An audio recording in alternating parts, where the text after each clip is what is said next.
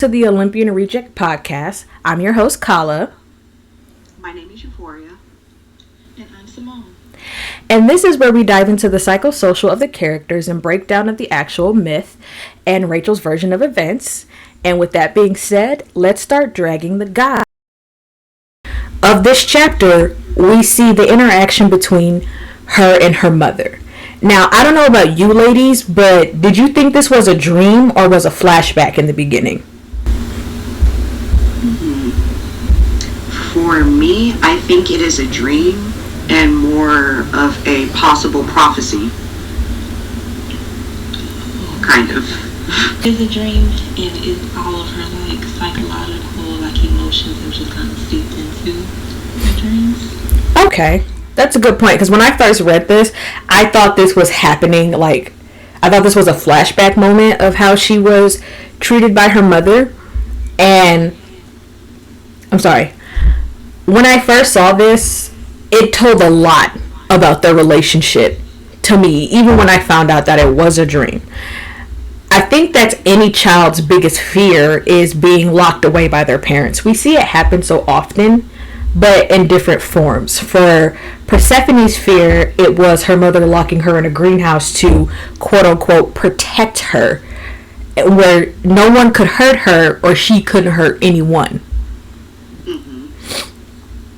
Which concerns me a tad, because if you're having those dreams about your mother, how did she treat you when you guys were together? Not saying that Demeter abused Persephone in any form or fashion, but there's still microtransactions of abuse that most parents do that they don't even realize. It's not always meant to be harmful, but that doesn't mean that it's not, Yeah, actually, if I can dive into that. Go ahead. It looks like she, at first, is doing her job. And Demeter looks up to her doing her job. And she feels very happy with that. Her mother says, "You've been doing a good job so far, so I have a present for you." And you clearly see that as long as she has a good standing with her mom as far as her job goes or what she needs to do, then she would give her some type of freedom. And then that's where that fear comes from. Oh, okay, I got this greenhouse, I got this freedom, but then it's immediately taken away. It's kind of like a pull under the rug. If I don't do anything, if I don't abide by some of the things that my mother has, put in place for me, then she can also lock me up into this cage, which I feel like a lot of children go through and a lot of children have a fear of. Simone, what do you think? I would say it's probably just, I guess we'll see that she's under just a lot of pressure to be great, like her mom probably pushes her to be the greatest goddess ever to be ever created. And that's when Euphoria was talking, it made me think, oh, that could be an incentive. Ever so often she does a good thing and her mom rewards her for it, and it just becomes a routine of, well, if I keep doing good, I won't disappoint her. She'll give me something great, and it'll just keep going. But that's still pressure in that, if you think of it that way. If you screw up, she won't give you something great. She won't give you maybe her time or her love. It's very messed up. I'm thinking she's just under a lot of pressure. That too. Not to divert too much, but I talked about this before with Euphoria about tiger parenting, which is primarily popular in Asian cultures, but to us it's helicopter parents. Now tiger parents are on a whole different level. I ain't gonna knock you. They are, some people go there, but I was looking up the terms between helicopter parent and tiger parent. Now, where I personally believe, even from this little dream and what we see later in chapters, I do believe Demeter has some tiger parent qualities, because she's very particular about what she wants her daughter to do, how she wants it done, and she's very quick to belittle her in some aspects, at the same time, like constantly comparing herself, being like, well, do you know what I did at your age? Do you know what I was doing? You know, I've done ... before you even got here. And it's this constant belittling, but you have to do this job. You can't do it the way you want to. Do it the way I want to. And if it's not this way, we're going to face repercussions. I'm going to force you to study. I'm going to force you to do all these things. I'm going to make all these decisions for you. And you have to smile because you should be grateful.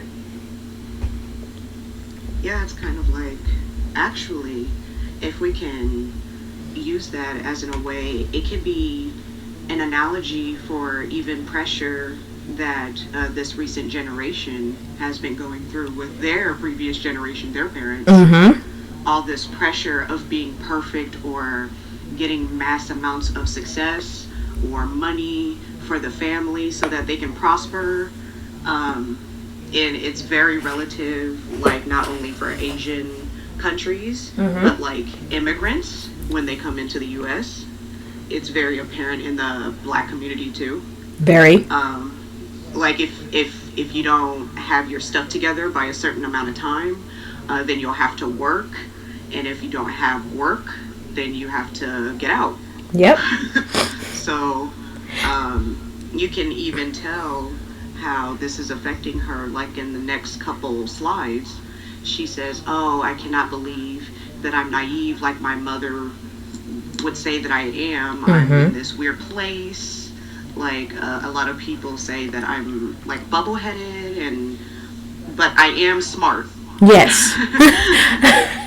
And one of the things that concerns me with her character is that a lot of the times before she says something positive about herself, there's so much self-doubt that she portrays and that she says about herself before she even gets to the positive, which concerns me a lot, because where at some point did you pick that up? Like, how many people have said that to you? How many times have your mother said something to you like that, where to the point, even when you're talking about yourself, it's something negative and then something positive?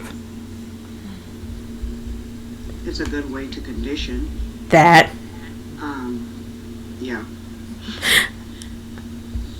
And okay, so with that panel, did you guys notice the tapestry on the wall? I thought that was the cutest little detail. Or look at him. He's the best guard dog. He best guard dog. And so now we see that we can get a tour through Hades' mansion, which gives us a glimpse into his personality during those couple of panels, which to me, I don't know about you guys, spoke volumes about him, because he is the god of wealth. And he has so much grand leisure things, and even his freaking pool, which Persephone says, who needs a pool this fucking big? It's pretentious. It's pretentious, but you see all these things, but it somehow feels very empty. And I think that's a perfect analogy of Hades. He has all these things, but you can see he's very much alone. Yeah, that's the first thing, like a first little tidbit that you kind of see. Like, she's touching all of his like relics. It's like, wow, what a great collection. And it sounds like she would be very into some of the stuff that she's digging into, like this mass library of stuff that's not in print anymore. But it feels lonely.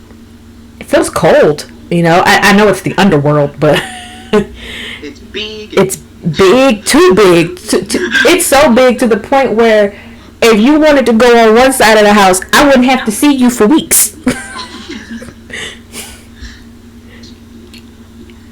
And now we get to see best guard dog be bad boy.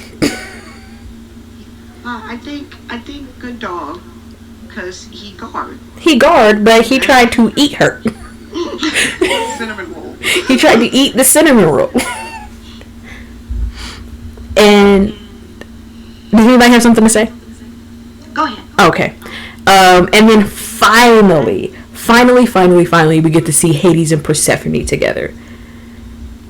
In that cute, heart bumping, like my heart did the thing where it pitter pattered against your chest and it got super tight when you seen how she reached up and grabbed him and was like, I got it. And to see them together finally brought me such joy. For me, I was in anticipation. It wasn't like, I know the story, Yeah. the lore, but I was wanting to see how it would go about. It kind of, like, from the way it's written, sounds like it's already been a predetermined love story. So we're just seeing the interactions that go all the way up to it. And speaking of interactions, quickly going back to Cerberus, he big guard dog, right? He big boy. I love how, even though it's just a couple panels, you even see like a lot of Persephone's personality by her not moving, and she's just standing there, and she's scared, but she won't move, and she is, it's like scared but in confidence. I felt like that was a big tidbit in her personality. Simone, how about you? I would agree. Okay. I think this anyway. I just love like the height difference.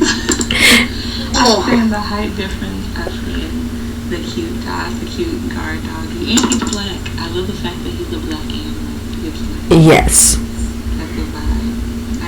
I do love this story. To be someone that wasn't so much into like Greek mythology and just this is kind of the gateway into just understanding a telling of it. So. Yeah. There's so many different variations of the story, and I think that's one of the things that a lot of people like about this story. It's a more modern take, and we honestly don't know the whole truth of how everything happened, but it's kind of nice to see them in a positive light, because most times, I don't know about you guys, but whenever I heard the story of Hades and Persephone, it was not a happy story. No, it was very somber. It was very somber. It was very dark. She didn't want to be there.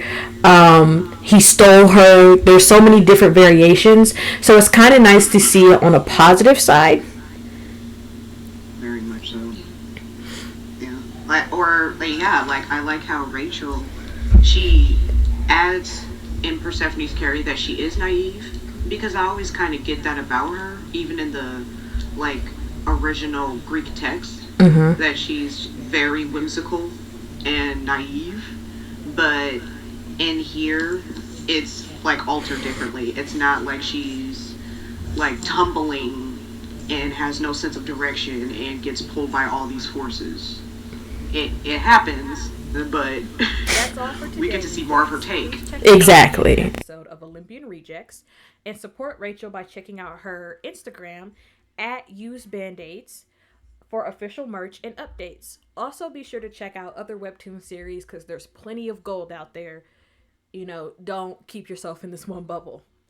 And let us know what you want us to cover next. And now it's time for shameless plugs. So, where can we find you, ladies? You can go first before you. Okay, for me, you can find my art and stuff at Missy_Lurs_art on Instagram. And I also have a Facebook page called Missy's Art Studio, and you can check that out. You guys can find me at I Want Mandy, so it's 3 I's and 1 on Instagram. I kind of use all social medias, but I guess to get a sense of my personality, you can definitely find me on Instagram. Exclusive clothing brand Tribe. It's a brand called Tribe. That's literally the name for the ad. It's my baby, and I think I'll be rocking with Tribe for the rest of my life. So check it out. And you can find us on Olympian Rejects on Instagram. You guys aren't getting my personal information. I don't need you following me. But Olympian Rejects is where you can find us. And for The art that is used, you are seeing art from our wonderful Euphoria, who drew our OC characters. I love mine. Yes, she did a fantastic job. And the few other artists we have is Oodlebot on Instagram. Please check her out. Or, excuse me, I don't really know their pronouns, so I'm just going to say her/them because I don't know yet. But you can check them out on Instagram. She does phenomenal work, and I really hope you guys check her out. And along with anything, if you want your art to be featured here, all credit will be given to you. Like always, we respect artists and the work that they do. Just send us an email at olympianrejects@gmail.com if you want your art featured, or shoot us a DM on Instagram. And we will see you next time. Bye. Bye.